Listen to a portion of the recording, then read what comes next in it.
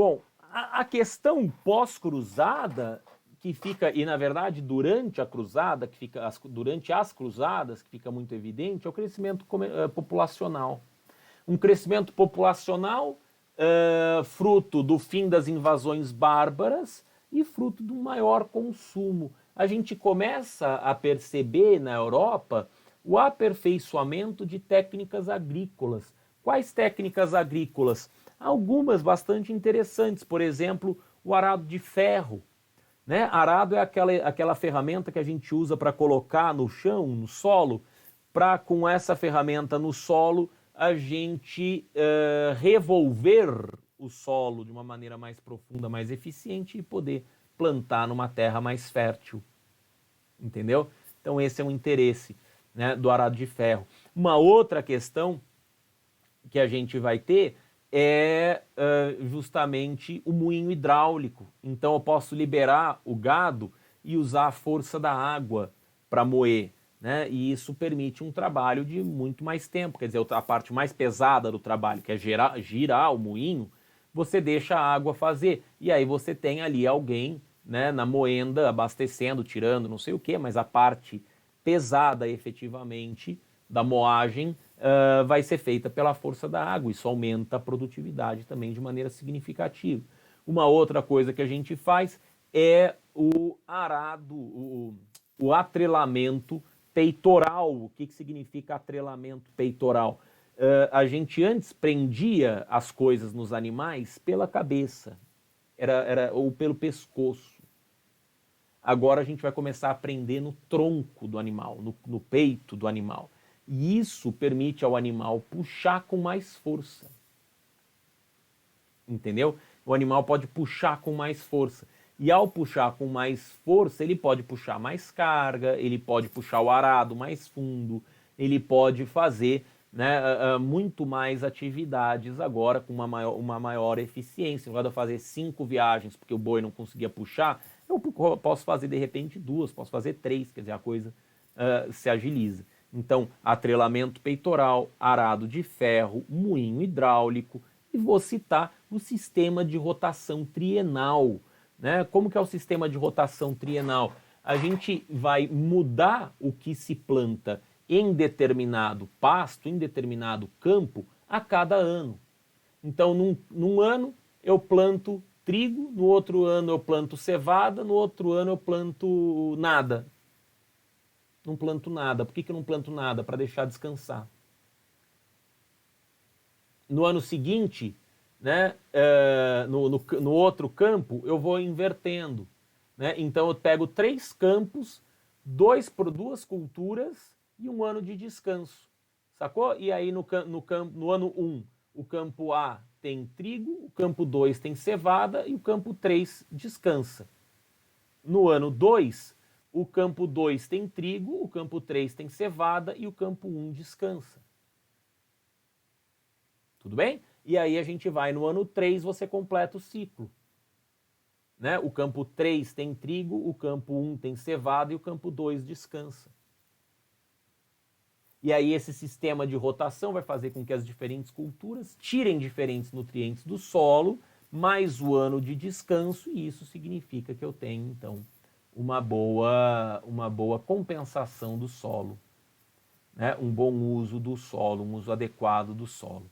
Tá? Então essa que é a ideia, né, do sistema de rotação trienal que vai ser inventado. Isso gera um aumento, né? Isso gera um aumento da população. E aí eu tenho aquele problema do aumento da população. Uma parte eu vou precisar mandar para as cruzadas, mas uma outra parte vai ficar no feudo.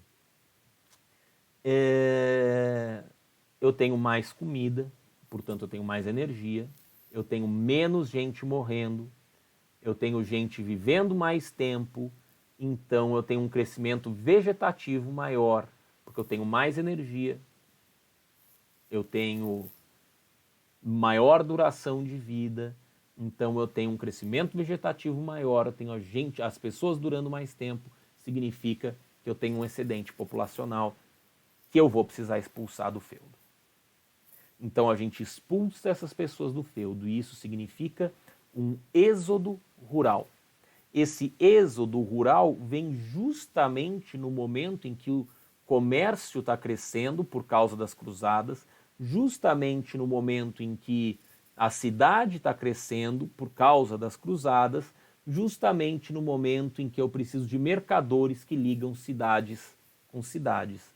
Então é um negócio de maluco, porque eu tenho a confluência de diversos elementos, o crescimento da cidade, o crescimento do comércio, o crescimento das rotas comerciais, que vão absorver essa população que está sendo expulsa dos campos, né? Que vão trabalhar como mercadores, que vão ser artesãos, né? E que vão ser comerciantes. Então a gente tem uma conjunção de fatores aí que leva a uma reorganização espacial, uma reorganização demográfica dentro da Europa. E eu tenho um outro cenário, que é um cenário de criminalidade. A criminalidade está muito ligada à desigualdade social. Onde eu tenho desigualdade, eu tenho mais crime. Eu não tenho tanto crime, né? Você pode ver que uma cidade pequena e pobre, ela não é tão violenta como uma cidade desigual, até hoje. Uma cidade onde as pessoas são igualmente pobres, a menos que tenha um crime de tráfico de droga, né? Porque aí é diferente. Aí é diferente.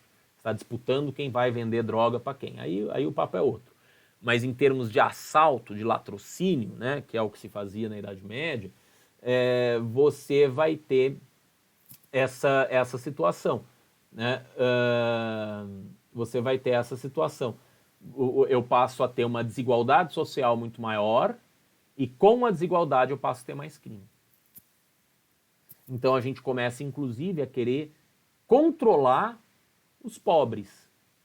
Porque controlando os pobres, aí os instrumentos de controle social passam a ser cada vez mais importantes. Porque eu preciso dizer quem que é pobre, quem é o pobre, e onde ele está. Eu preciso começar a rastrear essas pessoas. Começam a aparecer as chamadas leis sanguinárias, por exemplo. Eu cadastro o pobre em uma determinada paróquia e digo, pobre, você é pobre desta paróquia. Se eu te pegar sendo pobre em outra paróquia, eu vou te marcar com ferro quente e vou te trazer para esta paróquia original. Se eu te pegar de novo fora dessa paróquia, você vai ter a orelha amputada, vou cortar uma parte da tua orelha e você vai ser obrigado a voltar para a tua paróquia original. Quer dizer, você vai mutilando o cara como forma de obrigá-lo a estar, né, como forma de obrigá-lo a estar como forma de obrigá-lo a estar no lugar que ele tem que estar, e aí ele é sujeito de fiscalização. Ele é passível de fiscalização. Então, um instrumento de controle, né, a identificação e manter o sujeito ali, a restrição de liberdade. Né? Você não pode, restrição de liberdade não no sentido do cara estar preso, mas no sentido do cara não poder sair de uma determinada cidade. Então, a vigilância social é muito maior. Tá? Então, retoma as cidades, aumenta o comércio, aumenta a criminalidade, né? Neste momento. Olhando para o gráfico, veja que é um aumento bastante expressivo, né?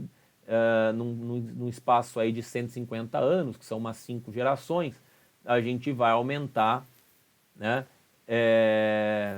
45 para 75, se a gente dobrasse, chegaria em 90, mas a gente vai aumentar em 30 milhões. 30 milhões é 60%, 70% de 45, né? É bastante, é um aumento importante, né? 65%, né, de aumento, eu acho. Sou um historiador, isso quer dizer que não sei nada de matemática, mas eu chuto uns 60%, 70% de aumento aí da quantidade de pessoas dentro do ambiente da Europa. Isso apesar das cruzadas, né, que matou uma porrada de gente. Tá ok? Tranquilo? Então, esse daqui é o nosso ambiente de crescimento populacional que vai trazer todas essas consequências.